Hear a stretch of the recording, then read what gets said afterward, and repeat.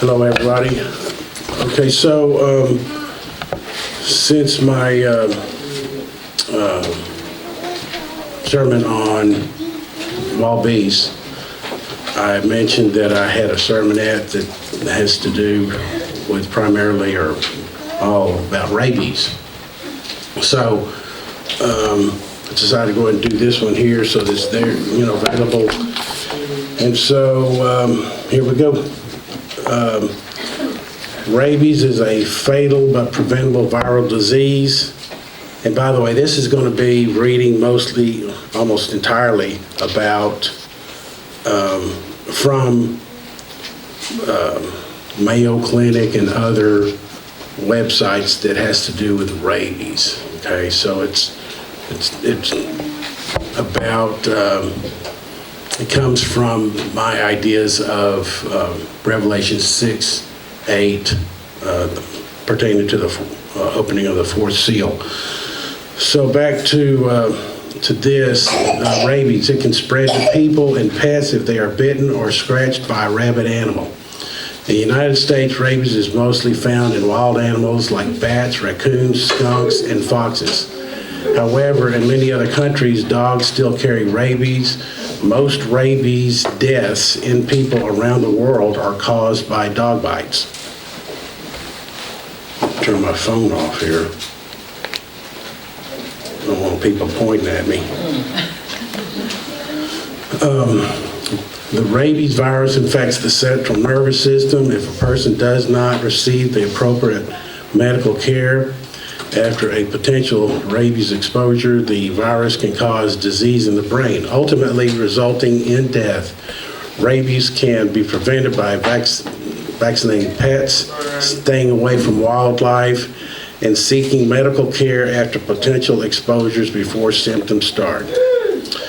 By the way, Louis Pasteur developed the earliest effective vaccine against rabies that was first used to treat a human bite victim in July of 1885. So getting started back to introduce this, we in the United States are not really used to seeing rabies. It's been controlled mostly by vaccinating our pets. It is out in the wild, but it's just not that common. And we've been, from people like Louis Pasteur and the effort before our time to prevent this horrible disease. But because of inflation and things that are coming, it appears to be the setup for the perfect storm for rabies to accelerate. And then on Cog Rider, on this sermon that I did on wild beasts, there's an article that Dr. Gill pulled up and attached to it that back in the Worldwide Church God days, they talked about it a lot, he said, and also the mention of rabies came up in that article. So maybe I've been inspired by God to put this together. I hope that's what this is about. So back to this, and so this is from that. What I just read was the AmericanHumane.org fact sheet rabies, and this one here I want to read from is from the Mayo Clinic. So rabies diagnosis: at the time of a potential rabid animal bite, there's no way to know whether the animal has transmitted the rabies virus to you. It's common not to find bite marks too. Your doctor may order many tests to detect the rabies virus, but they may need to be repeated later to confirm whether you're carrying the virus. Your doctor will likely recommend treatment as soon as possible to prevent the rabies virus from infecting your body if there's a chance you may have been exposed to the rabies virus. Treatment, once a rabies infection is established, there's no effective treatment. Though a small number of people have survived rabies, The disease usually causes death. For that reason, if you think you've been exposed to rabies, you must get a series of shots to prevent the infection from taking hold. Treatment for people bitten by animals with rabies. If you've been bitten by an animal that is known to have rabies, you'll receive a series of shots to prevent the rabies virus from infecting you. If the animal that bit you can't be found, it may be safest to assume that the animal has rabies. But this will depend on several factors, such as the type of animal and the situation in which the bite occurred. Rabies shots include a fast-acting shot, in parentheses, rabies immune globulin, to prevent the virus from infecting you. This is given if you haven't had the rabies vaccine. This injection is given near the area where the animal bit you, if possible, as soon as possible after the bite. A series of rabies vaccinations to help your body learn to identify and fight the rabies virus. Rabies vaccinations are given as injections in your arm. I remember when this used to be done in the stomach. Yeah. So I used to, I don't want to stomach. A series of rabies vaccines. Let's see. Okay, if you haven't previously had the rabies vaccine, you'll receive 4 injections over 14 days. If you have had the rabies vaccine, you'll have 2 injections over the first 3 days. I'd like to go get a vaccination rabies. I don't know, just in case. But anyway, determining whether an animal that bit you has rabies. This is kind of the tricky case here because, as I'm going to read here, the animal has to be tested. And so that's a tricky situation. If a neighbor's dog has it, bites you, you got to go get that dog tested, and it takes 10 days, I think, before they can figure that out. Anyway, in some cases, it's possible to determine whether an animal that bit you has rabies before beginning the series of rabies shots. That way, if it's determined the animal is healthy, you won't need the shots. Procedures for determining whether an animal has rabies varies by situation. For instance, pets and farm animals, cats, dogs, and ferrets that bite can be observed for 10 days to see if they show signs and symptoms of rabies. If the animal that bit you remains healthy during the observation period, then it doesn't have rabies and you won't need rabies shots. Other pets and farm animals are considered on a case-by-case basis. Talk to your doctor and local public health officials to determine whether you should receive rabies shots. Wild animals that can be caught, that's the tricky part. Wild animals that can be found and captured, such as a bat that came into your home, can be killed and tested for rabies. Tests on the animal's brain may reveal the rabies virus. If the animal doesn't have rabies, you won't need the shots.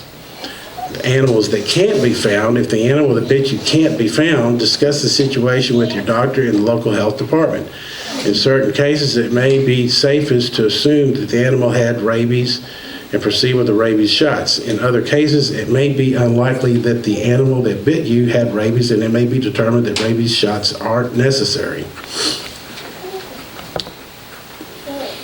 It keeps repeating bit, but also a scratch can be just as dangerous. Preparing for your appointment. Also from the Mayo Clinic. If an animal bites you, seek medical attention for the wound. Also tell the doctor about the circumstances of your inquiry. The doctor will ask, what animal bit you? Was it a wild animal or a pet? If it was a pet, do you know who owns the pet? Was it vaccinated? Can you describe the animal's behavior before it bit you? Was the animal provoked? And were you able to capture or kill the animal after it bit you? And by the way, don't beat the animal in the head, because that's where the brain is. That's where they test it. So, what you can do in the meantime: wash your wound gently and thoroughly with soap and generous amounts of water. This may help wash away the virus. If the animal that bit you can be contained or captured without causing more injury, do so. Do not kill the animal with a blow or a shot to the head, as the resulting injuries may make it difficult to perform laboratory tests to determine whether the animal has rabies. Tell your doctor that you have captured the animal that bit you. Your doctor may then contact the local health department to determine what to do with the animal. Okay, so according to this is another website, according to the American Humans website, Rabies Fact and Prevention Sheets, rabies is a preventable viral disease, most often transmitted through bite or a rabid animal. So there's going to be some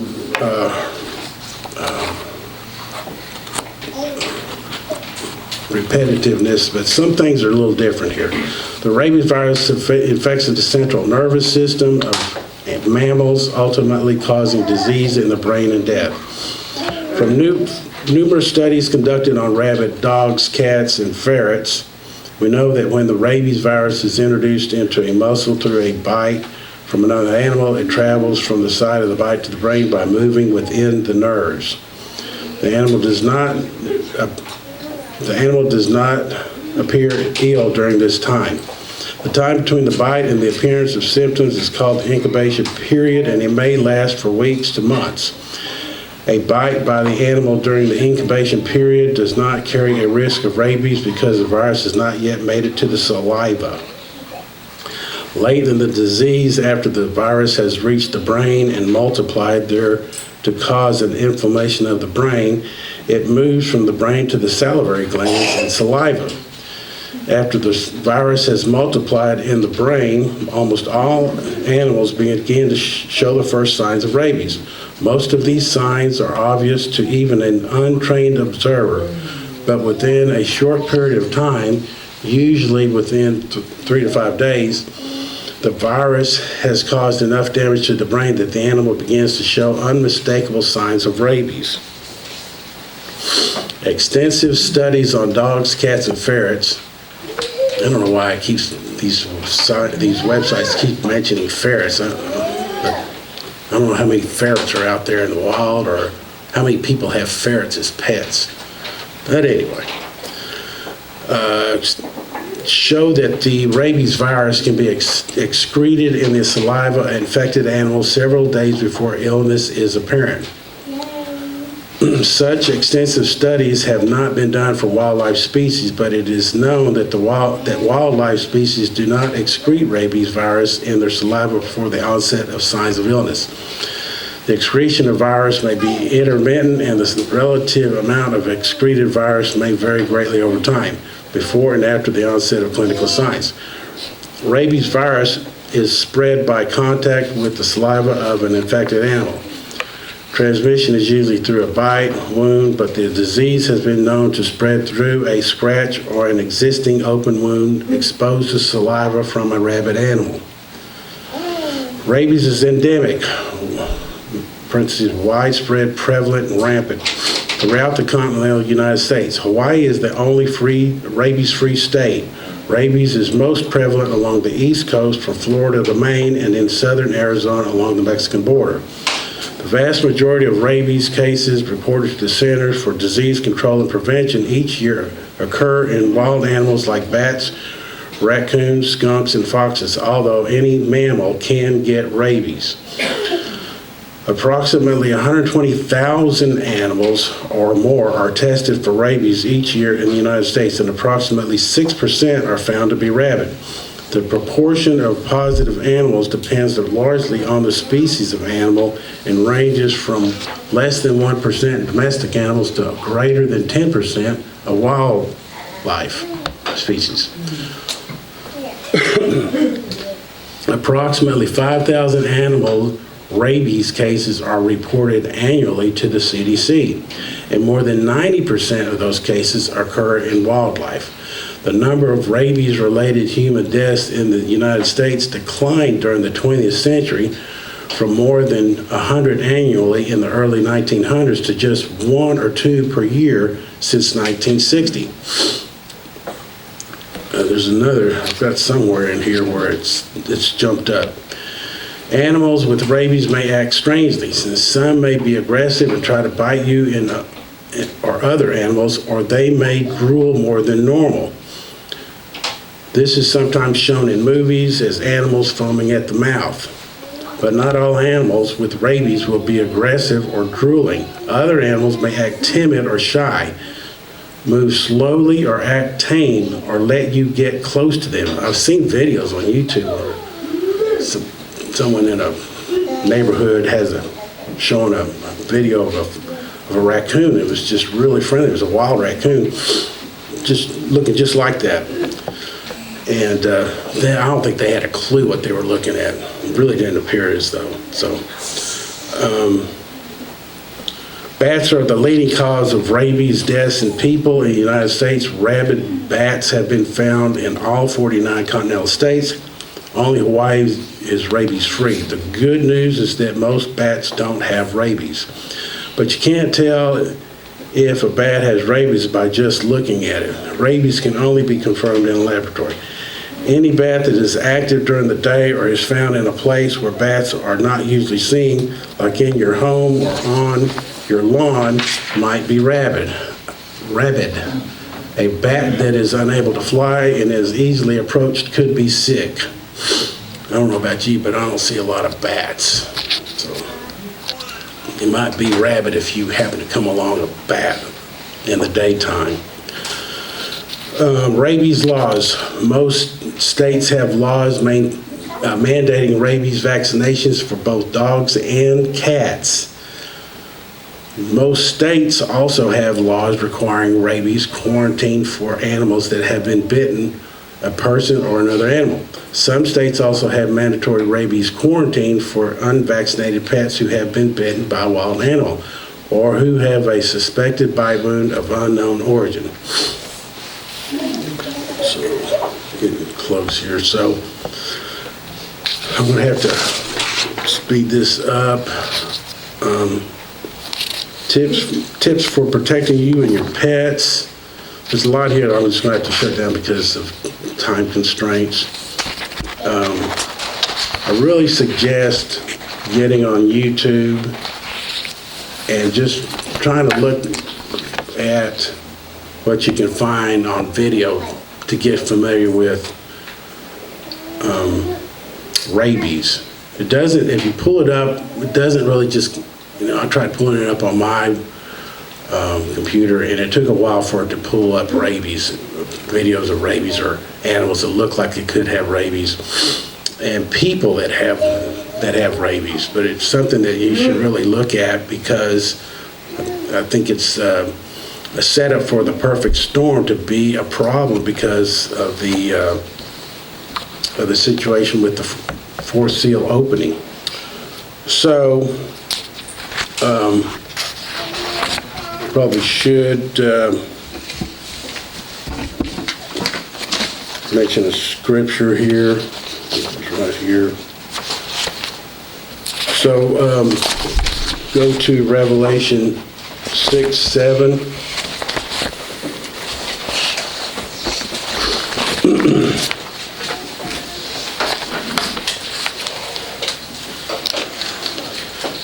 It says, calls it fourth seal, widespread death on earth. When he opened the fourth seal, I heard the voice of the fourth living creature saying, "Come and see." So I looked, and behold, a pale horse. The name of him who sat on it was Death, and Hades followed with him.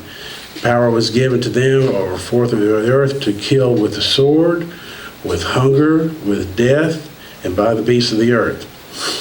And with the I mentioned with death, that's where pestilence is also, the death is also translated with pestilence in that spot there. So beware of that. It's something to get familiar with for knowledge and understanding. If you live outside the city limits, you are more at risk of wild animals, and rabies could be one of the problems coming with the wild and domestic animals going wild. But once the pale horse rider begins his ride, the city may have those problems too.